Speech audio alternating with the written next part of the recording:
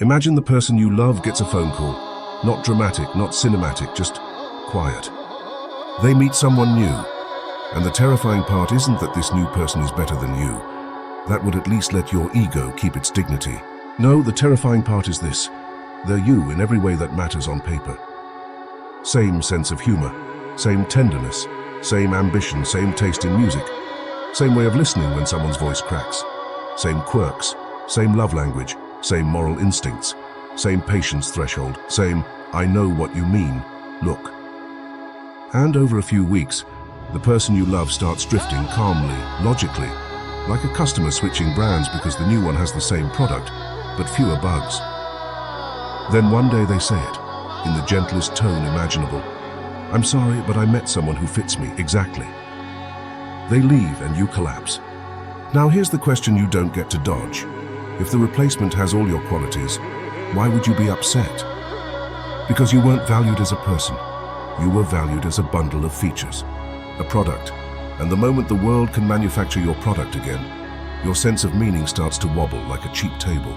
There's an economic term that belongs in philosophy, therapy, and modern dating apps: fungibility. A thing is fungible if it can be replaced by an equivalent thing without loss. $1 bill is as good as another. A barrel of oil, a share of stock, a USB cable. Swap it, nobody cries. Now imagine what happens when that logic crawls into human life. At work, you already know this. The company posts your role the week you quit. Your impact becomes a bullet list, and your replacement gets your desk before the coffee in your mug is cold.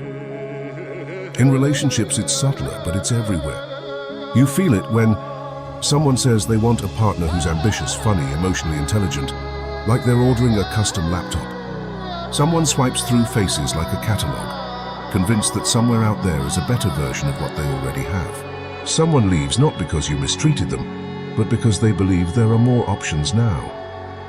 Modern life trains us to evaluate people the way we evaluate products: features, performance, upgrade potential. And if you're honest, you've done it too. You've looked at someone and thought, they're great, but are they the best I can get? That thought alone tells you the soul is already being priced. Let's pull this out of the abstract and into scenes you've probably lived. A company tells you, we're a family, but when you burn out, the family's love language becomes HR documentation. You take sick days and the team adjusts. You ask for a raise and they say budgets are tight. You resign and suddenly you're not a person, you're a gap in the schedule. And what hurts isn't just the loss of the job.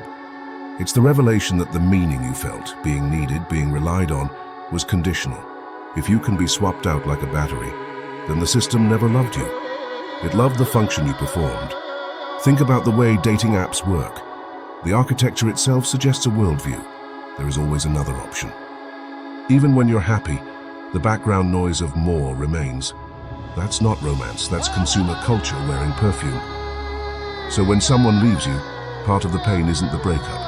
It's the implication, I found a better deal. And whether or not they say it, your brain hears it. Even friendships can have this sting.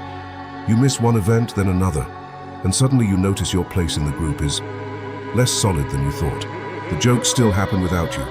The photos still get posted. The circle keeps spinning, and you realize something frightening. Belonging isn't a permanent title. It's a seat you keep by showing up. A chair can be filled. Here comes the deeper problem. Most people don't just want to be loved.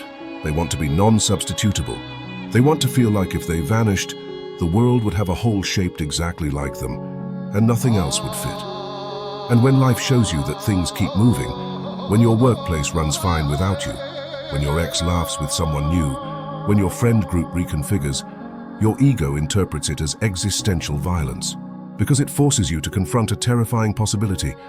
Maybe special was never an objective fact. Maybe it was just your attachment speaking. And that brings us to the question that hurts more than, am I lovable? What exactly makes you you? Is it your characteristics, your personality traits, your kindness, your wit, your competence? Or is it your history, your accumulated moments, your shared memories, your scars, your private language with someone, the exact pattern of your life unfolding? Because if it's only characteristics, then a perfect replacement is theoretically possible. And if a perfect replacement is possible, then uniqueness becomes a story we tell ourselves to avoid panic. Philosophers have been wrestling with identity for centuries, but you don't need a library to feel the tension. There are two instincts fighting inside you. This is the resume view of identity. You are funny, you are reliable, you are attractive, you are intelligent, you are hardworking. This is how people market themselves, how dating profiles get written, how performance reviews get scored. It's also how you become replaceable, because traits can be found again. Maybe not easily, but in principle, yes. This is the diary view of identity. You are the person who remembers the night you cried in the car and didn't tell anyone. You are the person who learned to laugh the way you do because of one friend in one specific year. You are the person whose kindness has a particular texture because of what you survived. This version of identity says, even if someone copied your traits perfectly, they wouldn't be you because they wouldn't be carrying your path. They wouldn't have lived your sequence. And that's closer to what love actually attaches to, not just the list, but the living continuity of a person. Love isn't just admiration of traits. Love is investment. Time sunk into a single, unrepeatable timeline. Which is why betrayal hurts so much. It's not just losing someone, it's realizing the other person treated your shared history like it was transferable, like it could be rebuilt with someone else. Now let's do the unsettling part. The need to feel special sounds noble, but it often has an uglier engine underneath. Terror of insignificance. If you're replaceable, then your value feels conditional. If your value is conditional, then you must constantly perform. If you must constantly perform, you are never safe. This is why people exhaust themselves trying to be the best in their friend group, relationship, workplace. Not because they love excellence, because they're trying to become non-fungible. They're trying to become irreplaceable to someone, to something, to the world. But here's the catch. If your worth depends on being irreplaceable, then you will always live with a quiet threat. Because there is always someone smarter, funner, prettier, richer, more stable, more ready. Even if they don't exist right now, the possibility alone is enough to keep your nervous system slightly clenched. So the need to feel special doesn't give you freedom.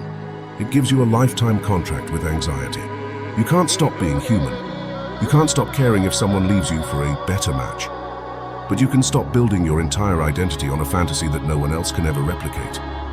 Here are 3 shifts that actually help. Stop asking, am I unique? Start asking, am I specific? Your history makes you specific. Your patterns of attention, your private meanings, the way you respond to pain, those details are not generic. They are not mass-produced. You don't need to be metaphysically unique to be deeply specific. A sunset isn't unique. There have been billions, and yet this one can still crush you. The healthiest kind of love isn't, I stay because no one else could replace you. That's not love. That's dependency dressed up as poetry. Real love is, I see options, and I choose you anyway. Not because you're the only possible person with these traits, but because you are the person I've built a life with, and I am willing to keep building. That's scarier than destiny, but it's also real. If the only proof you matter is that someone chooses you, you'll live like a beggar at the door of approval. So you anchor your identity in commitments that survive substitution. Your craft, your ethics, your friendships built on time, not convenience, your body and its rituals. The things you create that weren't there before you.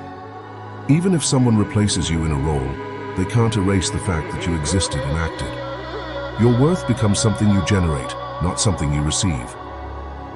So back to the original nightmare. If someone could replace you perfectly, would you matter? Here's the honest answer. To the marketplace, maybe not. To a system, definitely not. To an employer, almost never. But to an actual human being who understands what love and attachment really are. Your continuity, your history, your shared timeline. Yes, you matter in a way that can't be swapped like currency. And still, the fear remains because some people love like consumers. So I'll leave you with one question. And I want the answer that makes you uncomfortable. Do you want to be loved because you're irreplaceable? Or because someone is brave enough to choose you in a world full of replacements?